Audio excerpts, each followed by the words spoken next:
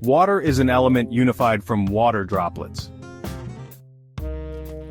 Water has different properties compared to a single water droplet. A water droplet is an element unified from hydrogen and oxygen atoms. Atoms are elements unified from protons, electrons, and neutrons. Protons and neutrons are elements unified from up and down quarks.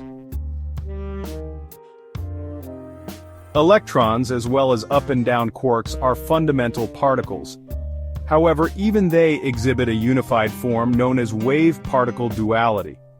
Based on this observation, I argue that wave-particle duality is ontological.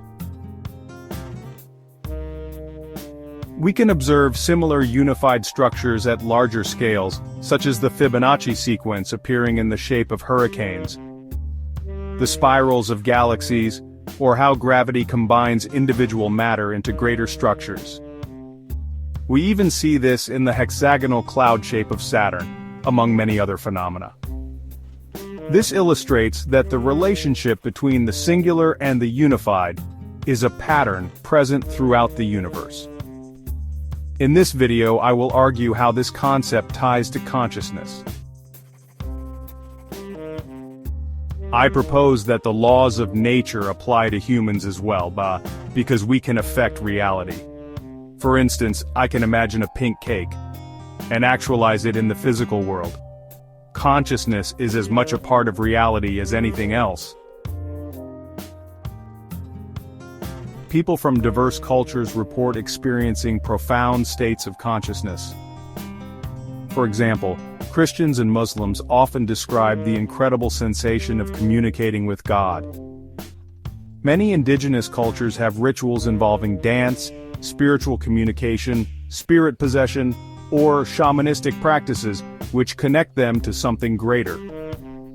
Hinduism offers the worship of many gods, often accompanied by extraordinary spiritual sensations.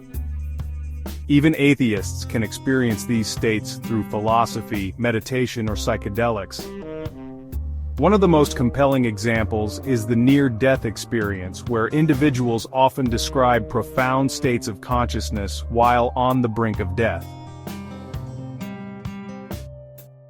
What all these experiences have in common is the diminishment of the ego.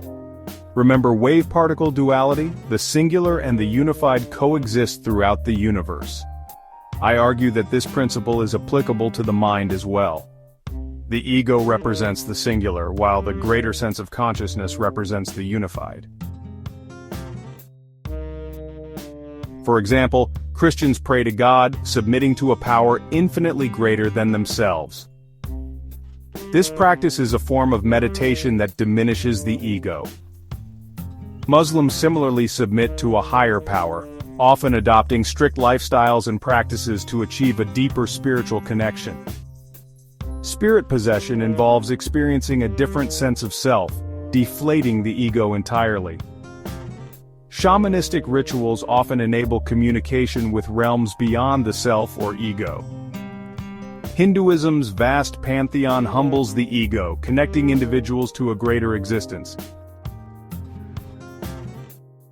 Atheists and Buddhists can engage with profound philosophies like those of Alan Watts or Spinoza, which illuminate the nature of existence beyond the self. Meditation can also provide insights into perspectives outside the self, even offering connections to objects or abstract ideas. Psychedelics like magic mushrooms or LSD often trigger intense ego dissolution, followed by access to extraordinary states of consciousness. This is sometimes referred to as the remembrance, suggesting the unified conscious experience was always present. After such experiences, many report rediscovering themselves from a new perspective and becoming completely transformed. Lastly, the most profound of all experiences is the near-death experience.